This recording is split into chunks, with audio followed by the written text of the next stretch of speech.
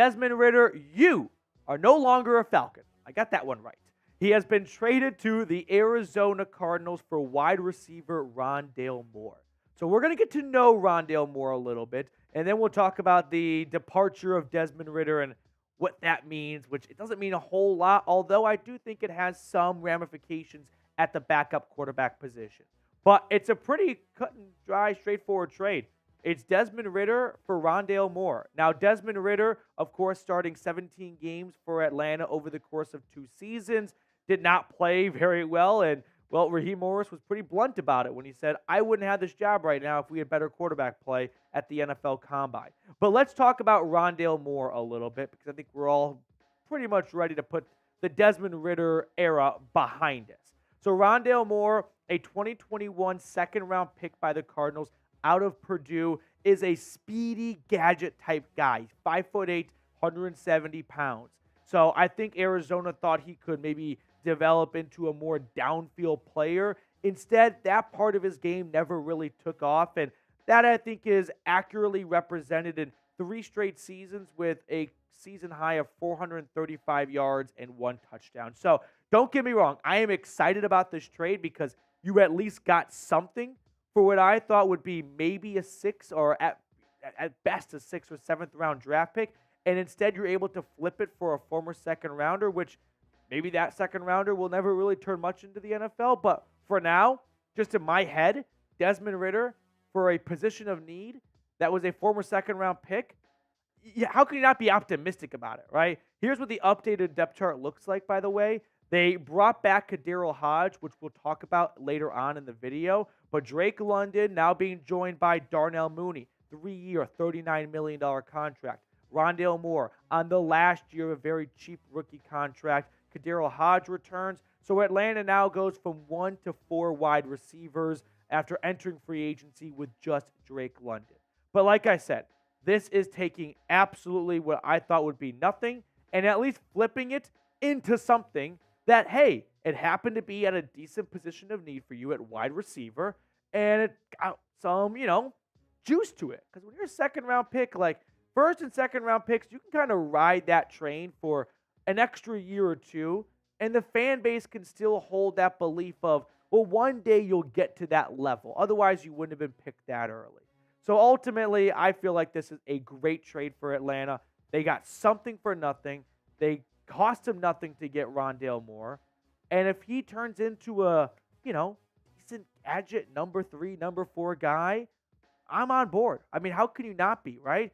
Like I said, you were likely going to either just keep Desmond Ritter on the bench all season or maybe even cut him if you didn't feel like he would be a good fit in a new locker room with a new head coach or be a good fit in the scheme that Atlanta plans to run with Kirk Cousins and Raheem Morris now calling the shots and Zach Robinson at offensive coordinator. So let me know, do you like the trade? Yes or no? I love the trade just from the standpoint of Desmond Ritter was a dead man walking. He had no future in Atlanta.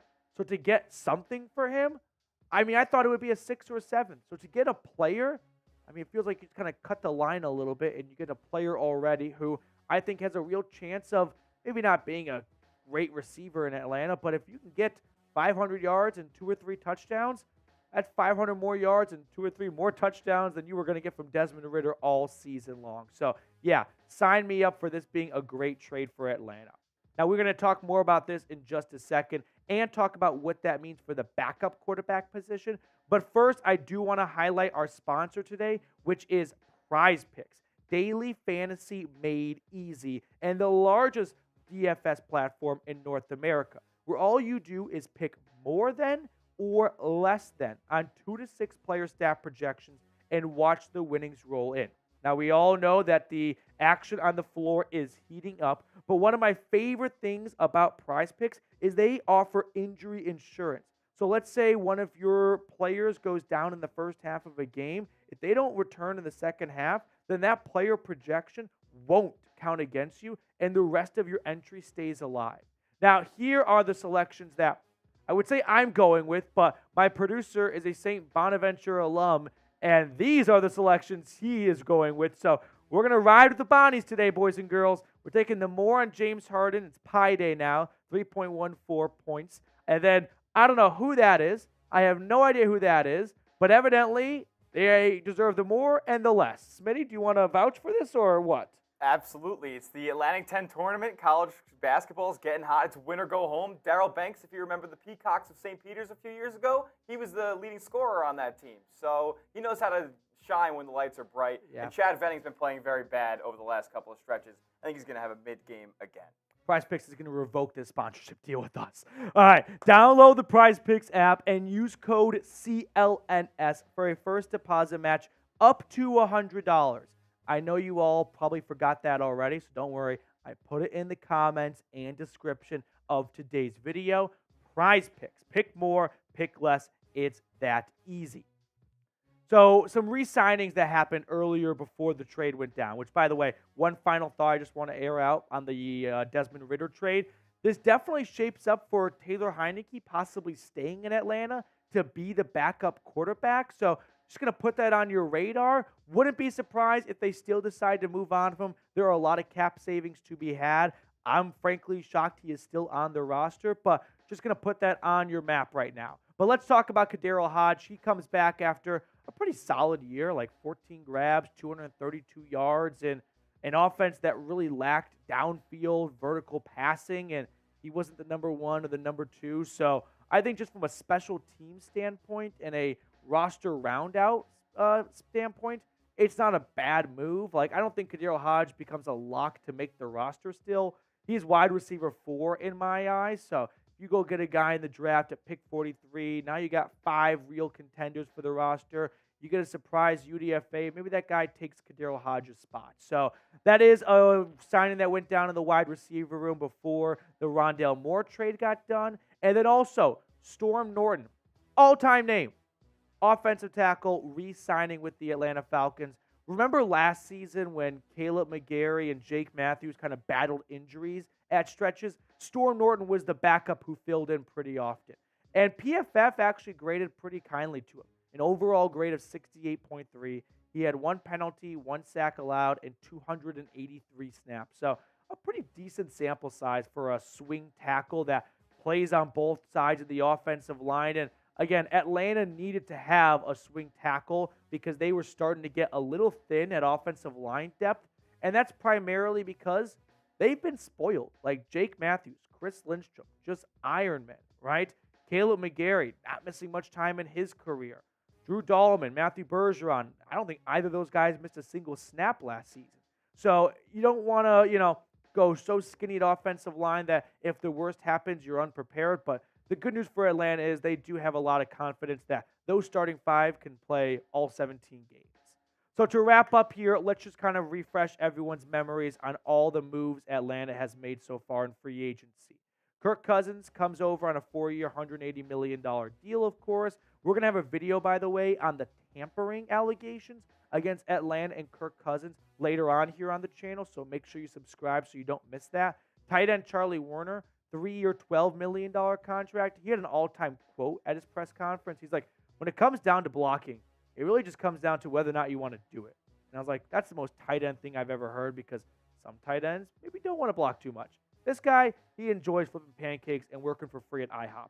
Darnell Mooney, 3-year, $39 million deal. I think it's a great fit for Atlanta. If you think about what Kirk Cousins did so well in Minnesota, it's the play-action fake, which when you got Bijan Robinson, linebackers are going to be inclined to believe he's getting the football. And Darnell Mooney has some incredible speed and vertical threat presence that he can take the top off of defense, and there can be a moon ball coming from Kirk Cousins after a play fake to Bijan. And then Storm Norton re-signs, and also Kadarius Hodge as well. And then most recently, it's the trade that had Desmond Ritter go to the Arizona Cardinals for Rondale Moore, which, hey, Rondale Moore amounts to absolutely nothing in Atlanta.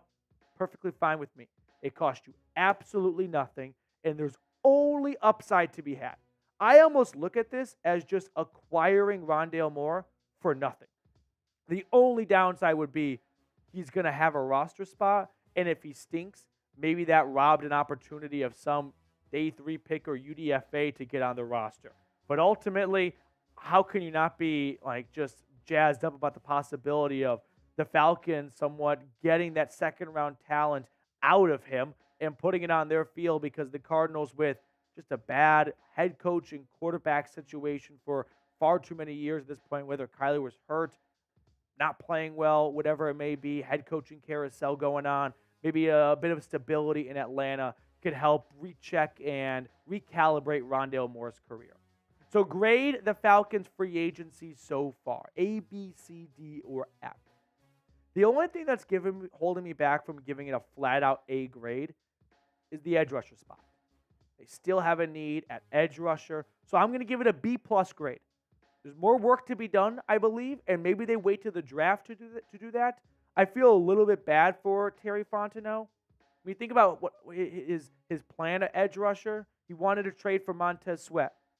That fell through because the Bears swooped in and got him. Sounded like he kind of wanted Danielle Hunter. Fortunately, the hometown Texans came calling. And then sounded like he may have wanted Khalil Mack. He's not getting traded. So a lot of the plans in place for Fontenot to address edge rusher have unfortunately all just completely evaporated. That's going to do it for us on this edition of Falcons Today. Make sure to subscribe, by the way, because you have learned by now, hopefully, this team is not done making moves. They are going all in on 2024. So if you want to be a part of that, hit the sub button down below, and you're going to be locked in for the best free Falcons YouTube coverage out there.